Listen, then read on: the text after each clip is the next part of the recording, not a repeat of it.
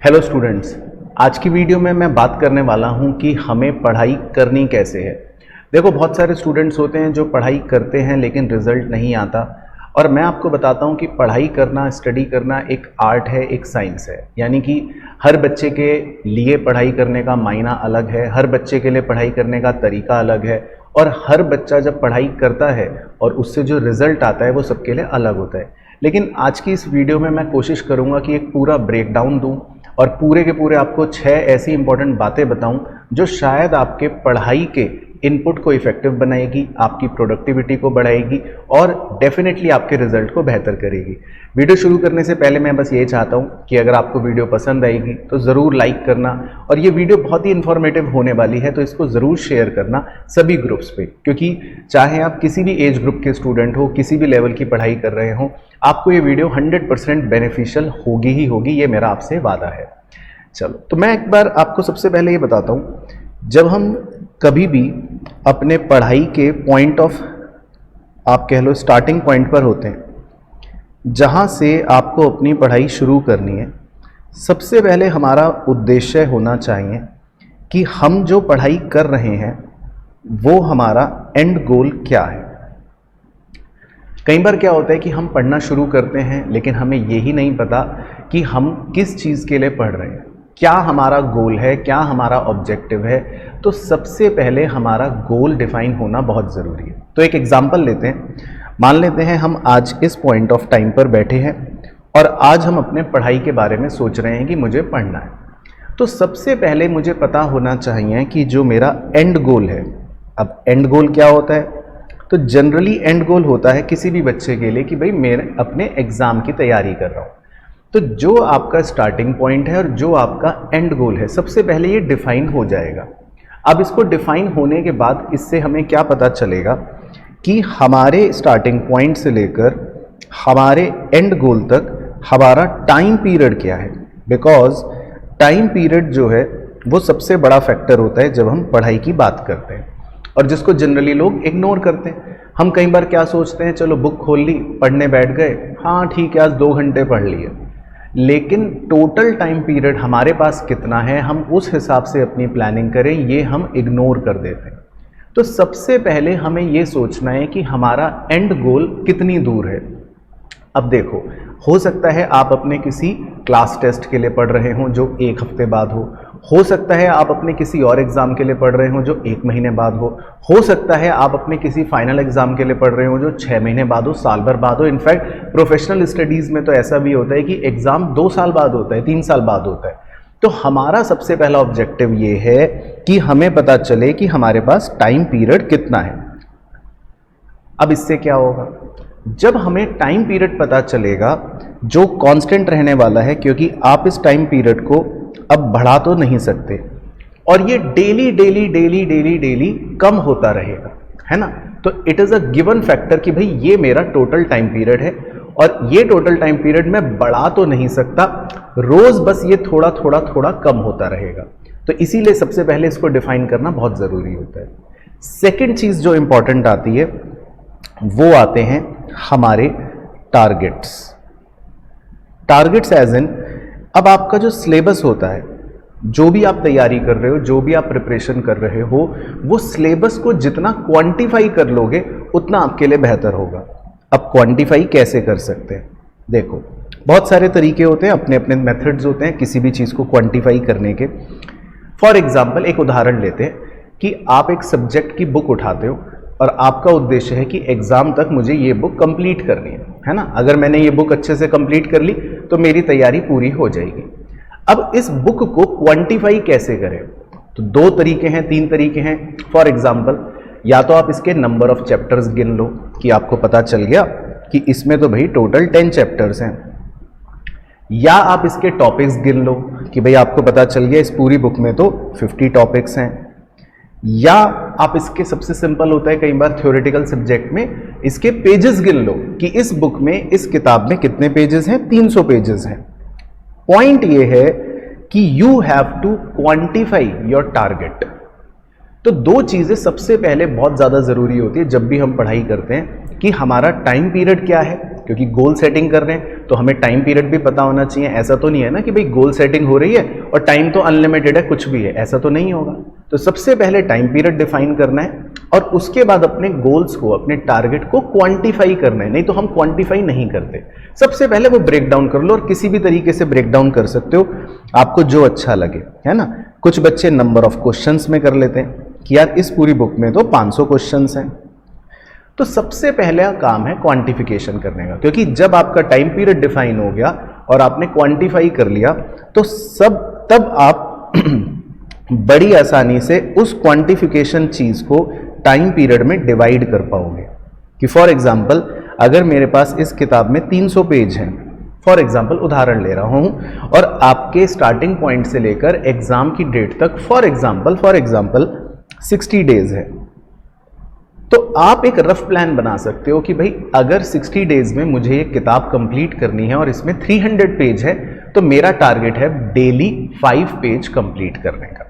तो आपको अपने टारगेट को ब्रेक डाउन करना है क्वांटिफिकेशन के साथ। तो आपको पता चल गया कि डेली मुझे 5 पेज की पढ़ाई करनी है। अब ये हर बच्चे का अलग अलग हो सकता है। कुछ बच्चे टोटल टाइम पीरियड अगर 60 डेज है तो उसको हो सकता है 50 डेज मानकर काम करें कि यार मैं तो 50 दिन में करना चाहता हूं ताकि लास्ट के 10 दिन अपने पास बच जाएं। तो ये पर्सन टू पर्सन चेंज हो सकता है, लेकिन डिपेंड ये करता है, सबसे पहली इंपॉर्टेंट चीज होती है कि हमारा टाइम पीरियड क्या है ये पता होना चाहिए और हमारा जो टारगेट है उसकी क्वांटिफिकेशन होनी चाहिए। किसी भी मेथड में कर सकते हो, number of chapter, number of topic, page कितने हैं, क्वेश्चंस कितने, किसी भी रूप में कर सकते हो। और उसमें आप अपने किसी सीनियर की भी हेल्प ले सकते हो। मान लो आपको आइडिया ही नहीं हो रहा कि यार ये सिलेबस है, ये सब्जेक्ट है, इसमें मैं क्वांटिफाई कैसे करूं, तो किसी सीनियर से पूछ लो कि भैया दीदी इसमें कितने टॉपिक्स होते हैं, कितने चैप्टर्स होते हैं, आपने कैसे करा था, तो आपको कोई ना कोई इसमें हेल्प जरूर मिल जाती। अच्छा, अब मैं अपने पॉइंट नंबर 1 पर आता हूं। देखो, हम पढ़ाई तो कर रहे हैं, लेकिन आपको लगता है कि जो आप पढ़ाई करते हो कई बार वो इफेक्टिव नहीं होती। उसका मैं रीज़न भी बताऊंगा और उसके लिए सबसे पहला पॉइंट आज का रिवील भी करूंगा। हम सबसे पहले आज बात करेंगे क्वालिटी ब्लॉक्स पर। क्वालिटी ब्लॉक्स किसे कहते हैं? देखो,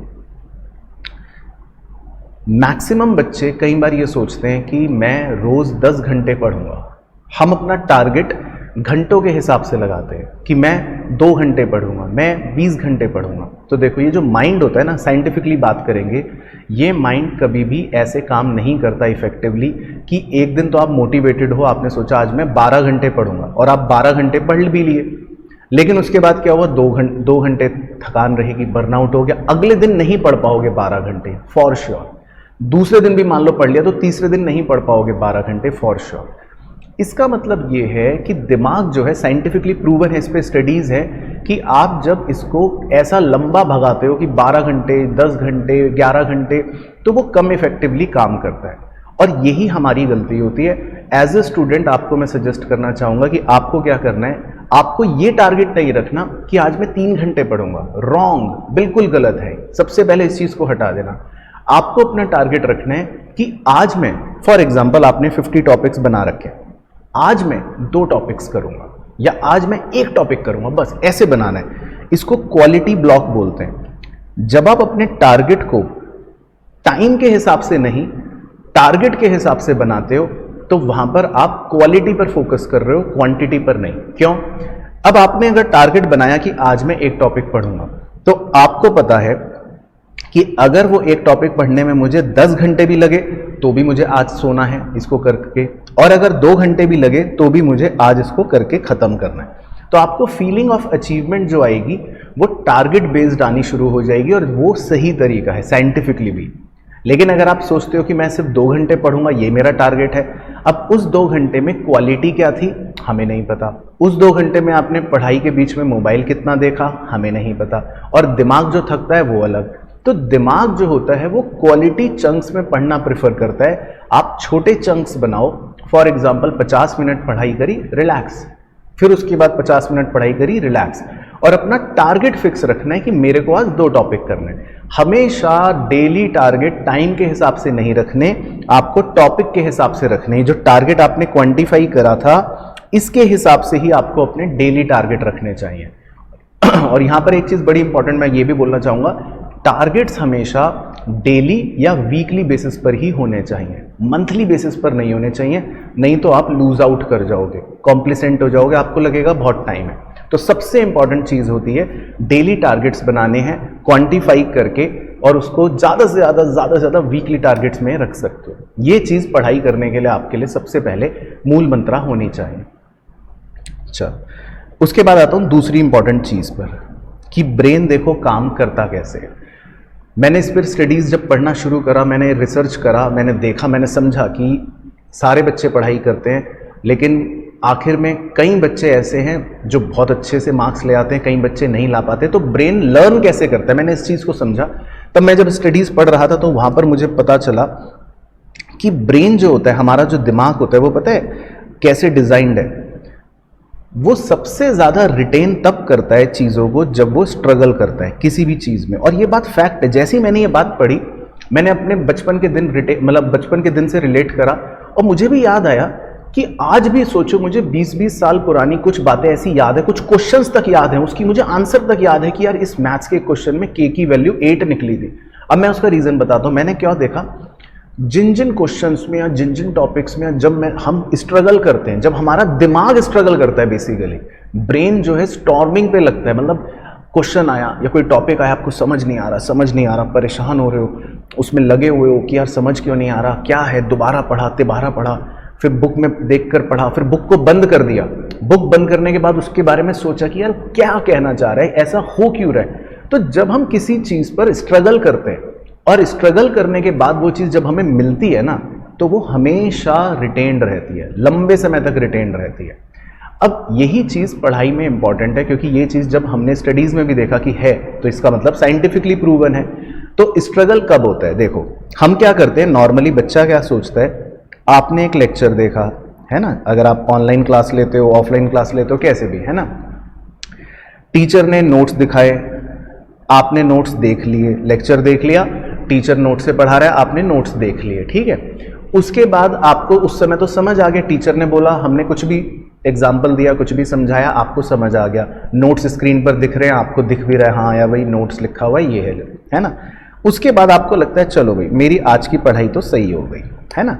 लेकिन जब भी आप ऐसे पढ़ोगे, आप ऑब्जर्व करना, 2 दिन बाद आपको याद ही नहीं रहेगा कि क्या था, या तो आप टॉपिक भूल जाओगे, क्योंकि टीचर का नोट तो अगले दिन अगला होगा, आपको पुराना याद ही नहीं रहेगा, क्योंकि आपने स्ट्रगल नहीं करी।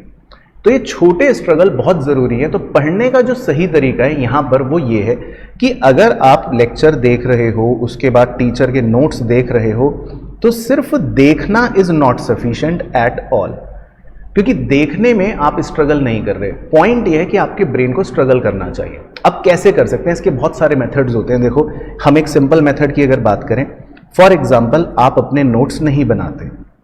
अब कई बार तो क्या होता है कि कई बार कुछ बच्चे अपने सेल्फ नोट्स बनाते हैं, तो वो मुझे लगता है कि थोड़ा सा बेटर टेक्निक हो जाती है, क्योंकि मान लो टीचर पढ़ा रहा है या टीचर पढ़ाते पढ़ाते डिक्टेट कर रहा है और आप पढ़ते पढ़ते लिख रहे हो, सेल्फ नोट्स बना रहे हो, तो थोड़ा सा उससे एक तो अटेंशन स्पैन बढ़ जाता है। खाली आप देख ही रहे हो, समझ ही रहे हो, तो कई बार अटेंशन स्पैन खो जाएगा, प्लस उसमें स्ट्रगल आपने नहीं करा। तो अगर आप अपने सेल्फ नोट्स बनाते हो तो थोड़ा सा मुझे लगता है वो एक लेवल अप तो है, कम से कम आप लिखोगे, अटेंशन स्पैन बढ़ेगा। बट अभी भी हम स्ट्रगल की स्टेज तक नहीं पहुंचे। सबसे इंपॉर्टेंट चीज होती है कि कोई भी चीज जब आपने पहली बार सुनी, पहली बार पढ़ी, उसके बाद स्ट्रगल कैसे होगा। स्ट्रगल होगा जब आप उसी चीज को बिना देखे, बुक बंद करके बिना देखे उसके बारे में पूरा सोचोगे। अब प्रैक्टिकल सब्जेक्ट अगर है जिसमें क्वेश्चंस की प्रैक्टिस होती है, तो वहां पर लेक्चर खत्म हुआ, तो उसके बाद स्ट्रगल कैसे होगा। स्ट्रगल होगा जब आप या तो वही क्वेश्चन बिना देखे, जो टीचर ने करवाया तब तो देख के सब समझ आता है, वही क्वेश्चन बिना देखे खुद का ब्रेन लगाकर स्ट्रगल करके सॉल्व करोगे, तो प्रैक्टिकल सब्जेक्ट्स में तो ये सबसे कारगर टेक्निक होगी। थ्योरी सब्जेक्ट में कैसे स्ट्रगल होगा कि आपने लेक्चर देखा तो सब समझ आ गया, लेकिन फिर बुक बंद करके उसके सारे मेन पॉइंट्स के बारे में सोचो कि इस टॉपिक में क्या क्या था। सोचना है, जल्दी से आंसर का सॉल्यूशन ढूंढने पर मत जाना, नहीं तो आप स्ट्रगल को क्या कर रहे हो, इजी कर रहे हो। तो आपको स्ट्रगल करनी है, दिमाग को मजबूर करना, यार नहीं, अगर इंपॉर्टेंस में 4 पॉइंट थे तो मैं सोचता हूं क्या क्या थे, सोचो, दिमाग लगाओ, जब बिल्कुल दिमाग थक जाए, हार मानो, तब देखो। और देखने के बाद भी रुकना नहीं है, प्रोसेस को करते रहना है। देखा, कोशिश करा, अच्छा ठीक है ये था, मैं समझ गया, दोबारा बुक बंद करो, दोबारा रिकॉल करो। आपको स्ट्रगल करना है। ब्रेन को जब वो स्ट्रगल करेगा तो ये साइंटिफिकली प्रूवन है, तभी चीज़ें रिटेन रहेंगी लॉन्ग टर्म तक। तो जितना आप अपनी पढ़ाई में ब्रेन स्टॉर्मिंग डालना शुरू कर दोगे, उतना देखना आपकी पढ़ाई की इफेक्टिवनेस बढ़ जाएगी। बाकी बच्चे परेशान होंगे कि यार मुझे तो याद ही नहीं है, टीचर तो आगे आगे पढ़ा रहा है, मैं पुराना सब भूल रहा हूँ। तो आप नहीं भूलोगे, ये छोटा सा मंत्र अपनी पढ़ाई में फिट कर लेना, तो मुझे लगता है इससे बहुत हेल्प मिलेगी। इसके बाद तीसरी चीज़ सबसे अच्छी जो मुझे लगती है, और वो हर बच्चे को फॉलो करनी ही करनी चाहिए, तो जब मैं इसके बारे में पढ़ रहा था वो था रिवीजन। रिवीजन एक ऐसी चीज़ है जो आपकी पढ़ाई में चार चांद लगा सकती है। कैसे? अब जब मैंने इसके बारे में भी पढ़ना शुरू करा तो मुझे समझ आया कि एक टेक्निक है जिसके अंदर बोलते हैं कि कोई भी चीज़ अगर आप 24 घंटे बाद रिवाइज करो और उसके बाद एक हफ्ते बाद अगर रिवाइज कर लो, तो 90% चांस है कि वो आपकी लॉन्ग टर्म मेमोरी में रिटेन हो जाता है।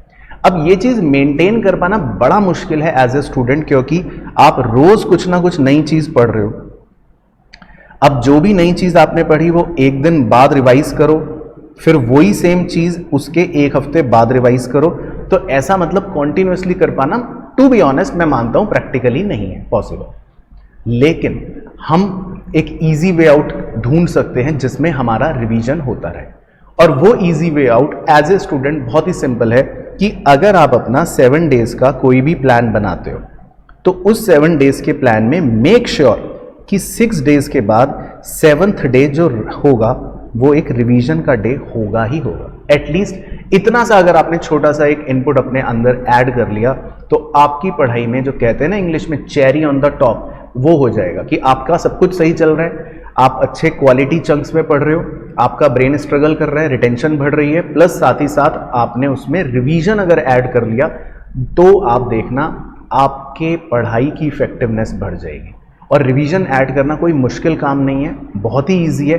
बस आपको उसका एक हैबिट बनाना है कि अगर मैं 7 दिन का एक टारगेट प्लान लेकर चल रहा हूं, तो 6 दिन बाद मैं एक दिन पक्का हमेशा ये रूल बनाओ कि कभी भी मैं किसी भी एग्जाम की तैयारी कर रहा हूं और उसके अंदर अगर मेरा 7 डेज का मैं टारगेट प्लान कर रहा हूं, तो 6 दिन के बाद 7वां दिन जो होगा वो एक रिवीजन का होगा।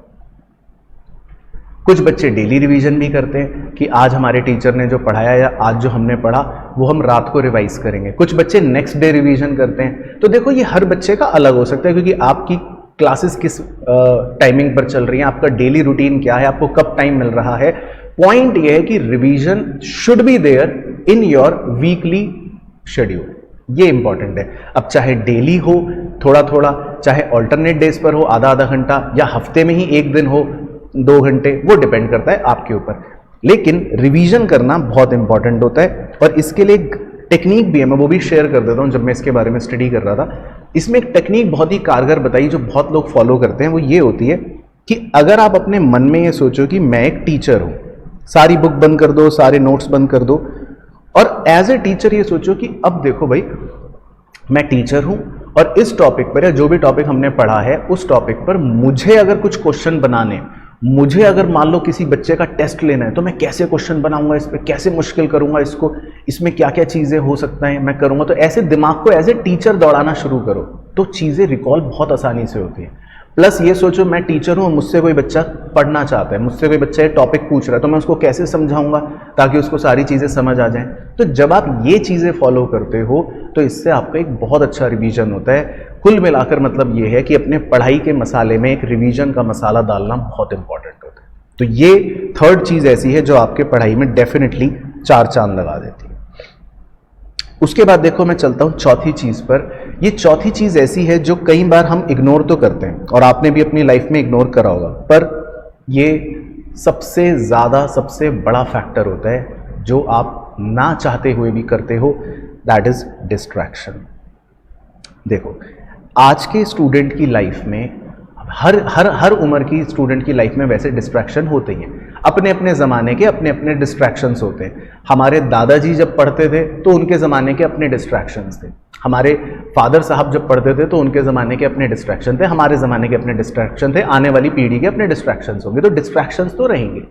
लेकिन आप अगर अपने आप को समझो तो आप खुद सोचो कि आपका अटेंशन स्पैन जो है कहीं ना कहीं कम होता है। आप 8 सेकंड भी, जो स्टडीज बोलती हैं कि आज का बच्चा 8 सेकंड किसी एक चीज के बाद टिक नहीं पाता ऑन एन एवरेज। तो हम सोचो जब बुक पढ़ते हैं तो हमें ऑब्वियसली लगता है अरे तो बोरिंग है, कोई अपना वो डोपामाइन तो हिट हो नहीं रहा बुक देख के, बुक पढ़ के, तो ऑब्वियसली मन करता है कि यार चलो इंस्टाग्राम देख लेते हैं, उसमें मजा आ रहा है ना।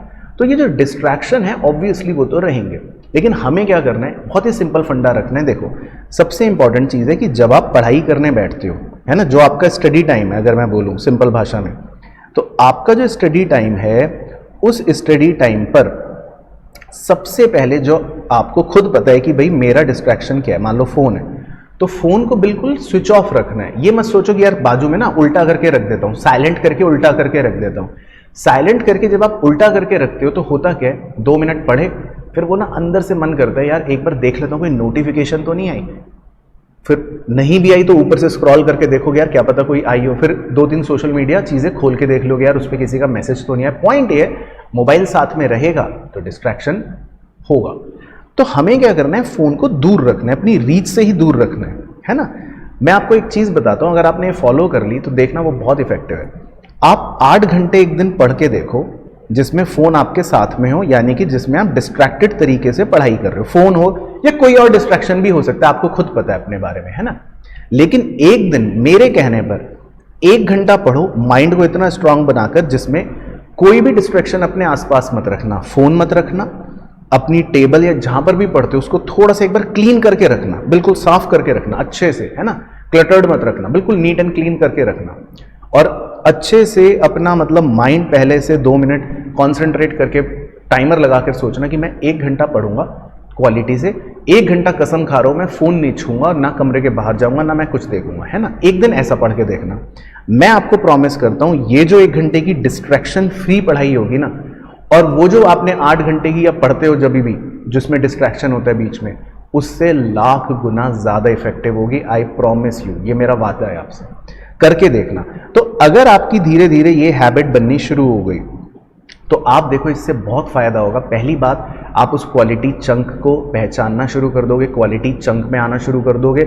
आप मस्ती भी करोगे, आप मोबाइल भी देखोगे, लेकिन वो उस 1 घंटे में नहीं आएगा। और वो 1 घंटा जब आप इफेक्टिव क्वालिटी स्टडी दोगे जिसमें ब्रेन भी स्ट्रगल कर रहा है, आपकी रिटेंशन पावर बढ़ जाएगी, तो आप एक ऐसे जोन में आना शुरू हो जाओगे कि जब आप पढ़ाई करते हो तो आपका कॉन्सेंट्रेशन अच्छा रहेगा, आपका डिस्ट्रैक्शन बिल्कुल कम रहेगा, आपका रिटेंशन ज़्यादा होना शुरू हो जाएगा। और फिर देखना, आप पता है वैसे स्टूडेंट बन जाओगे जो कम पढ़ते हैं लेकिन क्वालिटी पढ़ते हैं। और ऐसा स्टूडेंट ही हमेशा देखो, चाहे एग्ज़ाम हो चाहे लाइफ हो, उसमें अच्छा कर पाता है, क्योंकि वो फोकस्ड है। तो जब करता है वो क्वालिटी करता है, वो अच्छा करता है, और जब मस्ती करता है तो मस्ती भी करता है ना। तो 100 सोनार की 1 लोहार की वो जो कहावत है ना, तो आपको वो लोहार बनना है बेसिकली। जब आप हिट करो तो वो 100 के बराबर हो, और वो कब होगा, जब आप पूरे फोकस होकर बिना किसी डिस्ट्रैक्शन के अच्छे से क्वालिटी पर फोकस करोगे। तो सबसे इंपॉर्टेंट है डिस्ट्रैक्शंस को हटाकर पढ़ाई करना, है ना, ये चीज़ इंपॉर्टेंट होती है। उसके बाद चलता हूँ 5वीं चीज़ पर। 5वीं चीज़ मैं आपको अपने पर्सनल एक्सपीरियंस से बता रहा हूँ। मैंने इसके बारे में मतलब ऐसा नहीं है कि मैंने कहीं देखा या किसी ने मुझे बोला तब मैंने सोचा कि ठीक है यार ये मैं बच्चों को बताऊंगा। मैंने तो खुद इसको अपने ऊपर अप्लाई करा है, और खुद मैं इस चीज़ को लेकर मतलब आपको प्रमोट करूंगा कि यार ये चीज़ बहुत इंपॉर्टेंट है।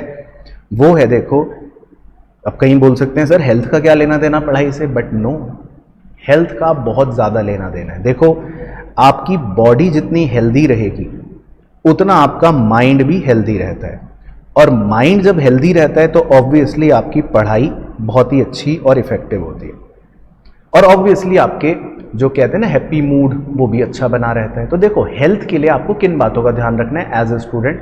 सबसे इंपॉर्टेंट होती है कि आप क्या खा रहे हो, आपकी बॉडी के अंदर क्या जा रहा है।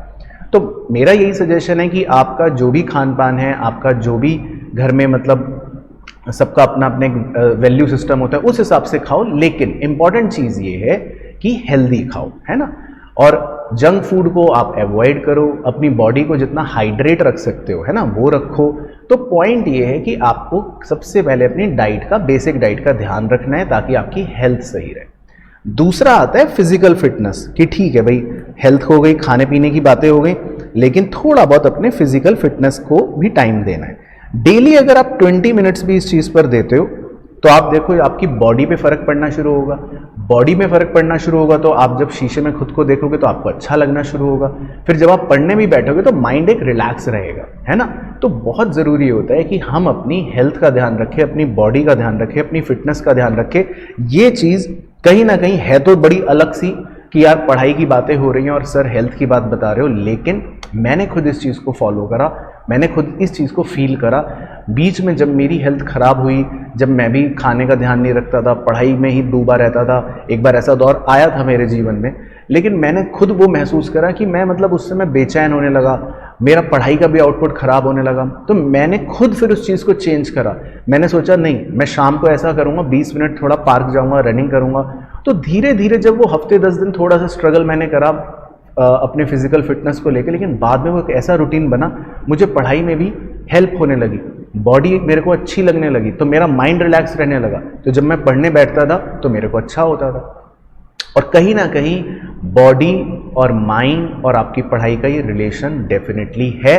अगर मैंने ये अपने ऊपर देखा तो आप इसके बारे में चाहे पढ़कर देखो कि क्या वाकई में ऐसा है या सर वैसे ही बोल रहे हैं। तो it is very very important, मैं आपको यही बोलना चाहूँगा, इस चीज़ पर ज़रूर ध्यान देना है। इसके बाद एक चीज़ जो सबसे इंपॉर्टेंट है, नंबर 6, हम उस पर भी बात करेंगे। ये है हमारा जो साइकोलॉजिकल एक फैक्टर होता है जो कई बार आपके पढ़ाई को इफ़ेक्ट करता है। और पढ़ाई तो छोड़ो, मैं तो कह रहा हूँ आपकी जीवन को इफ़ेक्ट करता है। एक इंग्लिश में कहावत है, कंपैरिजन इज़ कैंसर। किसी भी स्टेज पे लाइफ के सबसे पहली चीज़ मैं आपको एज ए स्टूडेंट ये बोलूँगा कि कभी भी आप अपने आप को कंपेयर मत करना किसी भी दूसरे से। देखो, हर बच्चे की, इनफैक्ट अगर घर में 2 जुड़वा भाई भी हैं तब भी उनकी किस्मत की रेखाएं अलग होती हैं, उनके फैक्टर्स अलग होते हैं, उसके दोस्त अलग हैं, उसके दोस्त अलग हैं। तो मैं आपको सिंपल ये बोलना चाहूँगा कि हर व्यक्ति की को बहुत सारे फैक्टर्स अफेक्ट करते हैं। तो जैसे ही आप अपने आप को किसी से कंपेयर करते हो तो कहीं ना कहीं एक अनफेयर काम कर रहे हो, अपने माइंड पर स्ट्रेस डाल रहे हो। तो ये बिल्कुल भी नहीं करना, आपको कभी करना ही नहीं है। आपको ये सोचना ही नहीं है कि यार उसके मार्क्स क्यों ज़्यादा आ रहे हैं, उसने तो पढ़ाई भी नहीं कम करी थी, या जो भी रीज़न था, या उसने तो चीटिंग करी थी, उसके मार्क्स क्यों ज़्यादा आ गए। मैं मेहनत कर रहा हूँ, मेरे मार्क्स नहीं आ रहे, मुझे 2 घंटे लग रहे हैं, उसने तो 5 मिनट में सॉल्व कर लिया। नहीं, ऐसा नहीं सोचते, क्योंकि हर बच्चा अलग है, आप अलग हो। पहली बात ये समझो, इस फैक्ट को एक्सेप्ट करो कि एवरीवन इज यूनिक। और जब आप अपनी यूनिकनेस को अपनी ताकत मानोगे तभी आप आगे बढ़ पाओगे, तभी आपको ये समझ आएगा प्रकृति का नियम कि भाई हर व्यक्ति यूनिक है और आप किसी को कॉपी नहीं कर सकते। कोई और आप नहीं बन सकता, आप कोई और नहीं बन सकते। हर व्यक्ति यूनिक है और आपकी ताकत ही आपकी यूनिकनेस है, ये समझना पड़ेगा। ये चीज़ पढ़ाई के लिए बहुत ज़्यादा ज़रूरी है। इसीलिए लोग क्या कहते हैं कि अपना कंपैरिजन बस अपने आप से करो। कैसे? आपको अपने आप को देखना है कि क्या मैं क्वालिटी चंक्स में पढ़ाई कर रहा हूँ, यस। क्या मैं स्ट्रगल दे रहा हूँ अपने ब्रेन को, यस। क्या मैं रिवीजन कर रहा हूँ, यस। क्या मैं डिस्ट्रैक्शन से दूर हूँ, यस। क्या मैं अपनी हेल्थ का ध्यान दे रहा हूँ, यस। बस 5 चीज़ें अगर आपने ये ऑन पॉइंट रखी तो मैं आपको विश्वास दिलाता हूँ आप आगे बढ़ते रहो, बढ़ते रहो, बढ़ते रहो, बढ़ते रहो। आप अपने आप को इतना आगे लेकर चले जाओगे, आप अपने आप को इतना इम्प्रूव कर लोगे कि आपको दूसरों से कंपेयर करने की ज़रूरत ही नहीं पड़ेगी, क्योंकि आप दूसरों से बहुत आगे निकल जाओगे और आपको पता भी नहीं चलेगा। और फिर जो मज़ा आता है ना, जो सिर्फ अपने आप को देखकर आगे बढ़ते हैं और आपको दूसरों को देखने की ज़रूरत ही नहीं पड़ती, तो खुद वो चीज़ आपको बहुत अच्छी लगनी शुरू हो जाएगी। और जितना कंपैरिजन के लूप में घुसोगे तो उतना साइकोलॉजिकल दबाव आएगा, और जब इंसान साइकोलॉजिकल दबाव में होता है तो वो अच्छा परफॉर्म नहीं कर पाता। कहीं ना कहीं परफॉर्मेंस प्रेशर बन जाता है उसके लिए। और आपको पढ़ाई जो है, परफॉर्मेंस जो है, वो प्रेशर में नहीं करनी है। ये प्रेशर गेम नहीं लेना आपको। मैं मानता हूँ हमारा एजुकेशन सिस्टम ऐसा है कि जिसमें प्रेशर है, हर लेवल पर कंपैरिजन है, पर कोई बात नहीं, कोई तो ऐसा आपको गाइड कर रहा है ना कि वो कंपैरिजन मत सोचो, मत लो प्रेशर। देखो, लाइफ तो एंड नहीं होती, ये कोई एग्जाम, ये सब चीज़ें लाइफ का अंत नहीं है। लाइफ बहुत बड़ी है, कब क्या हो जाए आपको भी नहीं पता। तो सबसे इंपॉर्टेंट होता है अपने प्रोसेस पर भरोसा रखना है और प्रोसेस को करते रहना है। अपने आप रिजल्ट्स आने शुरू हो जाएंगे और जिस दिन वो रिजल्ट्स आने आपको दिखने शुरू हो जाएंगे आप रुकोगे ही नहीं और आपका कंपैरिजन से कोई मतलब ही नहीं होगा। और कोई अगर कंपैरिजन आपके साथ आपका करे भी तो मन ही मन सोचो कि ठीक है, इसको करने दो, ये खुश हो रहा है, होने दो, कोई दिक्कत नहीं, मुझे तो अपने बारे में पता ही है ना कि मैं क्या हूं, मैं कहां से बढ़ा हूं। देखो, आप 1 से 5 पर गए, आपके लिए यही बहुत बड़ी अचीवमेंट है। वो पहले से 10 पे था, उसके 10 से 12 आ गए, डजेंट मैटर। हमारा स्टार्टिंग पॉइंट क्या है वो हमें पता है, हम कहां से कहां जा रहे हैं वो हमें पता है। तो बस अपने मन में कंटेंट रखना है और कभी भी कंपैरिजन नहीं करना। तो जब आप इन बातों का ध्यान रखकर पढ़ाई करोगे, और अगर आपने पूरी वीडियो देखी, आपको अच्छी लगी हो, तो do subscribe the channel, do share this video and please comment करके मुझे बताना कि कैसा लगा। लेकिन मैं आपको ये प्रॉमिस करता हूं, अगर आपने बातें फॉलो करी तो 101% डेफिनेटली आपकी लाइफ में, आपके स्टडी क्वालिटी में, आपकी प्रोडक्टिविटी में ये चीज़ें ज़रूर ज़रूर ज़रूर हेल्प करेंगी। और प्लीज़ मुझे कमेंट करके ये बताना अगर आपको ये वीडियो अच्छी लगी हो, तो आप इस तरह की अगर और वीडियोस चाहते हो तो मैं डेफिनेटली इस तरह की और इन्फॉर्मेटिव वीडियोस आपके लिए ज़रूर बनाऊंगा। बट उसके लिए मैं चाहूँगा कि इस वीडियो पर आप अच्छे से रिस्पॉन्ड करें, तभी मुझे भी पता लगेगा कि yes people have like this video, या आप बच्चों के लिए बेनिफिशियल थी, अदरवाइज मुझे भी समझ नहीं आएगा। ठीक है, चलो, तो all the very best to सभी बच्चों को जो इस वीडियो को जिन्होंने पूरा देखा, and do apply these things और फिर मुझे बताना कैसा लगा। Bye bye, take care, all the best.